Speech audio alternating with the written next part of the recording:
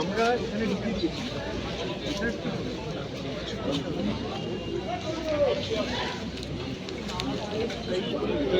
ভিতরে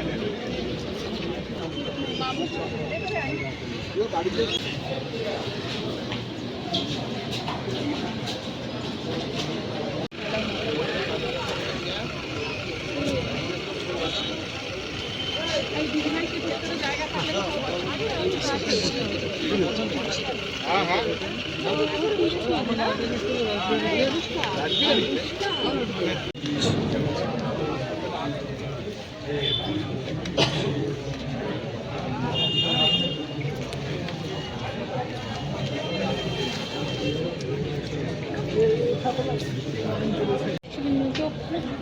মানে অসাধারণ ছবি করেছেন, কিন্তু রাজেদার সাথে কাজ করতে গিয়ে যেটা দেখেছি, রাজেদা আমাদের নতুনদের, তখন আমরা একদম নতুনদের খুব উৎসাহ দিতেন এবং নতুনদের কাজ দেখতেন। অনেকে হয়তো বলতো তোমার কাজ দেখেই নিতে পারি, তাহলে বলতো হ্যাঁ দেখেছি, আরও ভালো করতে হবে বা আরও ভালো করে। এবং রাজেদার সাথে কাজ করতে গিয়ে ওখানে ফিল করিনি তিনি অত বিরাট মাপের পরিচয়, এই জন্য আজকে সত্যিই খুব ভালো লাগছে।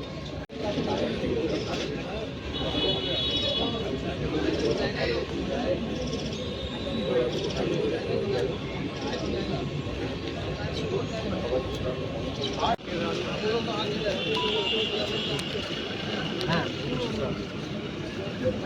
এক্ষুনি ঢুকবে আমাদের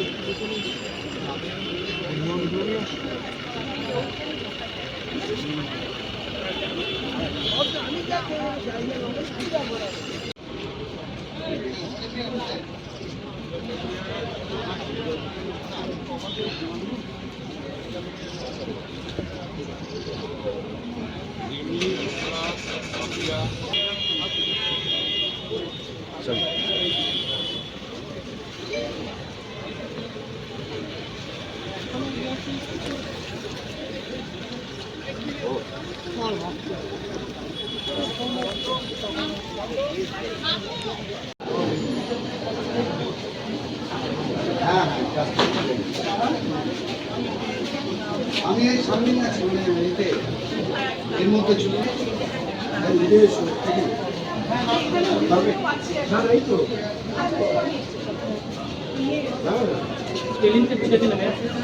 হ্যাঁ নিয়ে ওখানে দিয়েছি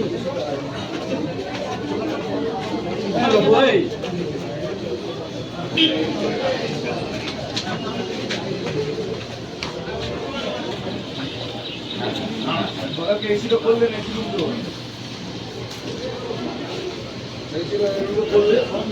তারা লাগে আর লাগাই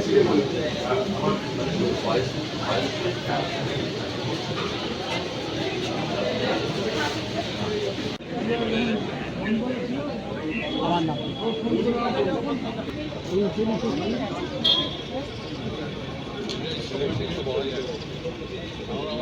অবস্থায় তুমি গাড়ি ড্রাইভ করে যাবি না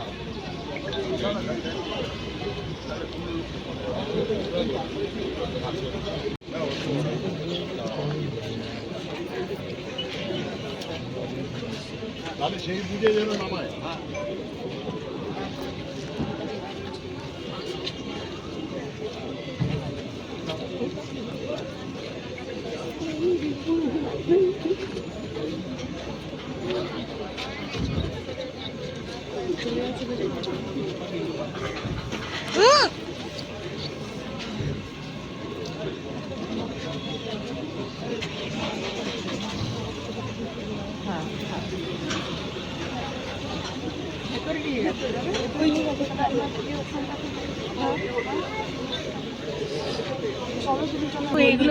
এগুলো তো সব প্রফেশনাল কথা।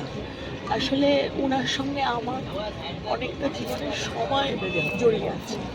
আমি যে সময় ওনার কাজ করেছি সে সময়টাই একদম অন্যরকম ছিল, যে আন্তরিকতা, যে ভালোবাসা, একে অপরের প্রতি যে রেসপেক্ট। তখনও রং লাগেনি তো এত, মানে তখন মানুষের সত্যিকারের মানুষের রংটা ছিল। এখন তো অনেক রং হয়ে গেছে, মানুষ ভীষণ চেঞ্জ হয়ে গেছে।